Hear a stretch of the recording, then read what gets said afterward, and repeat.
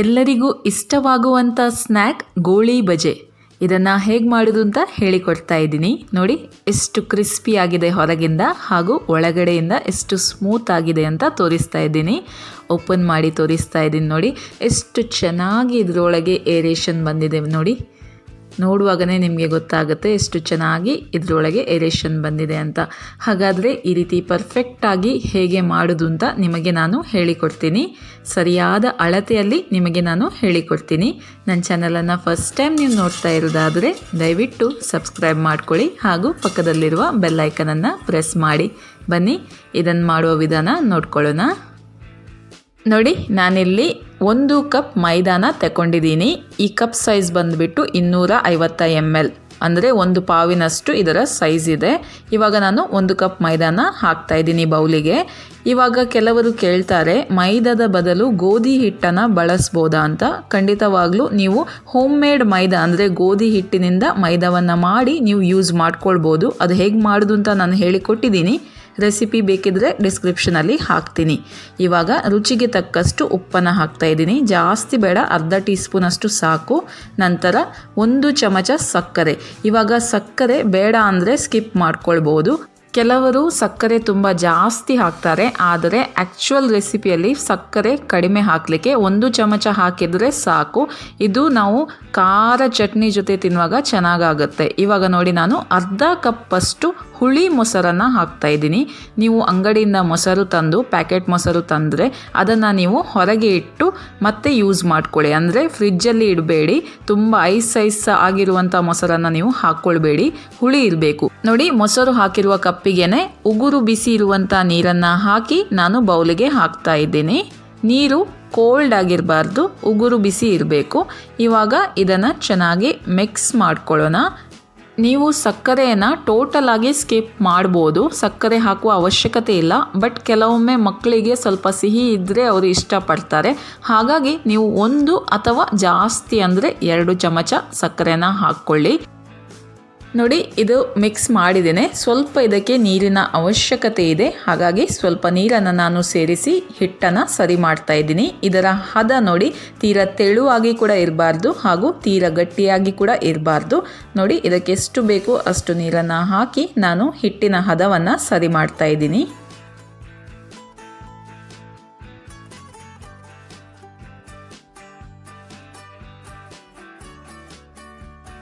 Okay ನೋಡಿ ಇವಾಗ ಹಿಟ್ಟು ಸರಿಯಾದ ಹದಕ್ಕೆ ಬಂದಿದೆ. ಇವಾಗ ಇದನ್ನು ನಾವು ಸ್ವಲ್ಪ ಹೊತ್ತು ಮಿಕ್ಸ್ ಮಾಡಬೇಕು. ನೋಡಿ ಈ ರೀತಿ ಒಂದು 5 ನಿಮಿಷ ಮಿಕ್ಸ್ ಮಾಡ್ಕೊಳ್ಳಿ. ಹೀಗೆ ನಾವು ಮಿಕ್ಸ್ ಮಾಡೋದ್ರಿಂದ ಗೋಳಿ ಬಜೆ ತುಂಬಾ ಸಾಫ್ಟಾಗಿ ಬರುತ್ತೆ ಅಂತ.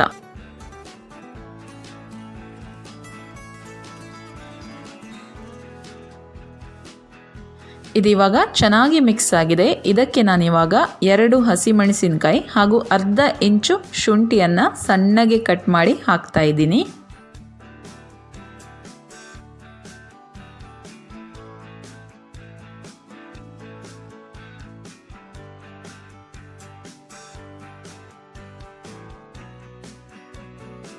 ಒಂದು ಟೀ ಸ್ಪೂನ್ ಜೀರಿಗೆಯನ್ನು ಹಾಕಿ ಚೆನ್ನಾಗಿ ಮಿಕ್ಸ್ ಮಾಡ್ತಾ ಇದ್ದೀನಿ.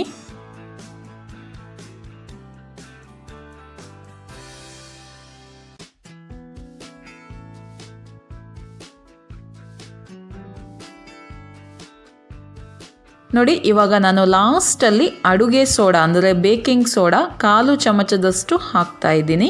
ಇದನ್ನು ಮಿಕ್ಸ್ ಮಾಡ್ಕೊಳ್ಳೋಣ. ಲಾಸ್ಟಲ್ಲಿ ಹಾಕಿದರೆ ಆಯಿತು. ಇದನ್ನು ಮಿಕ್ಸ್ ಮಾಡಿ ನಾವು ಸುಮಾರು 3 ಗಂಟೆಗಳ ಕಾಲ ಮುಚ್ಚಿ ಇಡಬೇಕು. ನಿಮ್ಮಲ್ಲಿ ಟೈಮ್ ಇಲ್ಲದಿದ್ದರೆ ಅಟ್ಲೀಸ್ಟ್ 1 ಅವರ್ ಆದರೂ ಇದನ್ನು ನೀವು ಇಡಬೇಕಾಗತ್ತೆ. ಬಟ್ ಟೈಮ್ ಇದ್ದರೆ ಮಿನಿಮಮ್ 3 ಅವರ್ಸ್ ಆದರೂ ನೀವು ಇಟ್ಕೊಳ್ಳಿ. ಜಾಸ್ತಿ ಹೊತ್ತು ಕೂಡ ಇಡ್ಲಿಕ್ಕೆ ಹೋಗಬೇಡಿ, ಅಂದರೆ ಓವರ್ ನೈಟ್ ಎಲ್ಲ ಇಡ್ಲಿಕ್ಕೆ ಹೋಗಬೇಡಿ. ಏನಾಗುತ್ತೆ ಅಂದರೆ ಹುಳಿ ಆಗುತ್ತೆ. ಹಾಗಾಗಿ 3 ಗಂಟೆ ಇಟ್ಟರೆ ಸಾಕು. 3 ಗಂಟೆ ಇಟ್ಟು ನಂತರ ಇದನ್ನು ನಾವು ಫ್ರೈ ಮಾಡಬೇಕು. ಹಿಟ್ಟನ್ನು ಕೂಡ ಯಾವ ರೀತಿ ತೆಗೆದು ಯಾವ ರೀತಿ ಹಾಕಬೇಕು ಅಂತ ಹೇಳ್ತೀನಿ. ಓಕೆ, ಇದನ್ನು ನಾನು 3 ಗಂಟೆಗಳ ಕಾಲ ಇಡ್ತೀನಿ. ಇವಾಗ 3 ಗಂಟೆ ಆಗಿದೆ. ನೋಡಿ ಹಿಟ್ಟು ಎಷ್ಟು ಚೆನ್ನಾಗಿ ಏರೇಷನ್ ಆಗಿದೆ ಅಂತ ನಿಮಗೆ ಕಾಣಿಸ್ತಾ ಇದೆ. ಬಬಲ್ಸ್ ಎಲ್ಲ ಕಾಣಿಸ್ತಾ ಇದೆ ಅಲ್ವಾ? ಸೊ ಚೆನ್ನಾಗಿ ಇದು ಏರೇಷನ್ ಆಗಿದೆ ಅಂತ ಅರ್ಥ. ಇವಾಗ ಇದನ್ನು ನೋಡಿ ಸ್ವಲ್ಪ ಈ ರೀತಿ ಮಿಕ್ಸ್ ಮಾಡಿ. ಇದು ಜಾಸ್ತಿ ಮಿಕ್ಸ್ ಮಾಡಲಿಕ್ಕಿಲ್ಲ, ಇದ್ರ ಒಳಗಿರುವ ಗಾಳಿ ಎಲ್ಲ ಹೊರಟೋಗುತ್ತೆ ನೀವು ಇದನ್ನು ಜಾಸ್ತಿ ಮಿಕ್ಸ್ ಮಾಡಿದರೆ. ನೋಡಿ ಲೈಟಾಗಿ ಈ ರೀತಿ ಮಿಕ್ಸ್ ಮಾಡಿ. ನೀವು ಗೋಳಿ ಬಜೆ ಬಿಡುವಾಗ ಕೂಡ ಹಿಟ್ಟನ್ನು ಸೈಡಿಂದ ಈ ರೀತಿ ತೆಗೆದು ನೀವು ಬಿಡಬೇಕಾಗತ್ತೆ. ಮಧ್ಯದಿಂದೆಲ್ಲ ತೆಗಿಲಿಕ್ಕೆ ಹೋಗಬೇಡಿ, ಸೈಡಿಂದ ತೆಗೆದು ನೀವು ಈ ರೀತಿ ಬಿಟ್ಟರೆ ಆಯಿತು. ಹಿಟ್ಟಿನ ಹದ ಕೂಡ ಸರಿಯಾಗಿ ಇದೆ, ಅಂದರೆ ತೀರ ತೆಳು ಇಲ್ಲ, ತೀರ ಗಟ್ಟಿ ಇಲ್ಲ, ಕರೆಕ್ಟಾದ ಹದ. ಈ ರೀತಿ ಹದ ಇರಬೇಕು. ಇವಾಗ ಇದನ್ನು ಆಯಿಲಲ್ಲಿ ಬಿಡೋಣ. ನೋಡಿ ಇಲ್ಲಿ ಮೇನ್ ಏನಂದರೆ ಆಯಿಲ್ ಚೆನ್ನಾಗಿ ಕಾದಿರಬೇಕು. ಕಾದ ನಂತರ ಫ್ಲೇಮನ್ನು ಮೀಡಿಯಮಲ್ಲಿ ಇಟ್ಟು ನೀವು ಫ್ರೈ ಮಾಡ್ಕೊಳ್ಳಿ. ಆಯಿಲ್ ಚೆನ್ನಾಗಿ ಬಿಸಿ ಆಗದಿದ್ದರೆ ನೀವು ಈ ರೀತಿ ಹಿಟ್ಟು ಹಾಕುವಾಗ ಅದು ತಳ ಹಿಡಿಯುತ್ತೆ. ನಾವು ಹಿಟ್ಟನ್ನು ಆಯಿಲಿಗೆ ಹಾಕುವಾಗ ಗೋಳಿ ಬಜೆ ತನ್ನಷ್ಟಕ್ಕೆ ಮೇಲೆ ಬರಬೇಕು, ಆವಾಗ ಮಾತ್ರ ಆಯಿಲ್ ಚೆನ್ನಾಗಿ ಬಿಸಿಯಾಗಿದೆ ಅಂತ ಅರ್ಥ. ಒಂದು ವೇಳೆ ಅದು ಮೇಲೆ ಬರದಿದ್ದರೆ ನಿಮ್ಮ ಆಯಿಲ್ ಚೆನ್ನಾಗಿ ಬಿಸಿ ಆಗಲಿಲ್ಲ, ಮತ್ತೇನಾಗುತ್ತೆ ಅಂದರೆ ಗೋಳಿ ಬಜೆ ಅಲ್ಲೇ ತಳ ಹಿಡಿಯುತ್ತೆ. ಇದನ್ನು ನಾವು ಡೀಪ್ ಫ್ರೈ ಮಾಡಬೇಕು, ಶಾಲೋ ಫ್ರೈ ಮಾಡಲಿಕ್ಕೆ ಆಗೋದಿಲ್ಲ. ಚೆನ್ನಾಗಿ ಗೋಲ್ಡನ್ ಬ್ರೌನ್ ಕಲರ್ ಬರುವವರೆಗೆ ನೀವು ಇದನ್ನು ಫ್ರೈ ಮಾಡ್ಕೊಳ್ಬೋದು.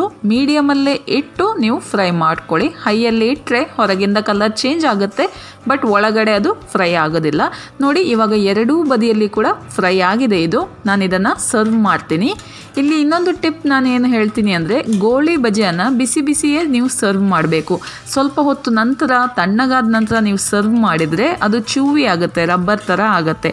ಹಾಗಾಗಿ ಬಿಸಿ ಬಿಸಿ ಗೋಳಿ ಬಜೆನೇ ಚೆನ್ನಾಗಿರುತ್ತೆ ತಿನ್ನಲಿಕ್ಕೆ. ಸರ್ವ್ ಮಾಡುವಾಗ ಬಿಸಿ ಬಿಸಿ ಖಾರ ಚಟ್ನಿ ಜೊತೆ ಸರ್ವ್ ಮಾಡ್ಕೊಳ್ಳಿ. ಚಟ್ನಿ ರೆಸಿಪಿ ನಾನು ಇದಕ್ಕೂ ಮುಂಚೆ ಹಾಕಿದ್ದೀನಿ, ಸೊ ಅದನ್ನು ನೀವು ಚೆಕ್ ಮಾಡ್ಬೋದು.